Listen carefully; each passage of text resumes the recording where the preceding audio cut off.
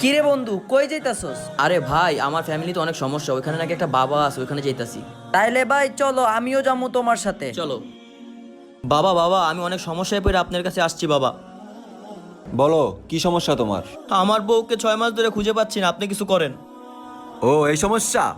ছু মন্তার ছু কালীগুত্তার গু ছু। এইটা হচ্ছে জাদুর মাটি।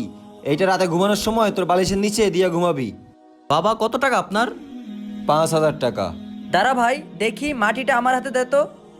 বাবা, এটা কি জাদুর মাটি নাকি মানুষকে বোকা বানানোর পট্টি?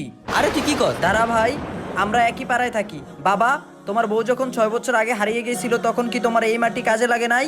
তুমি তোমার বন্ডামির কাজ বন্ধ করো, না হয় টেনে পুলিশ স্টেশন নিয়ে যাব। আর ভাই তোকে বলছি, কালা জাদু করা অনেক বড় পাপ। তোমার যা চাওয়ার আল্লাহর কাছে চাও, দেওয়ার মালিক ওই উপরালা। এইভাবে বন্ডামি না করে কাজ করে খাও, যাও চাকরি করো।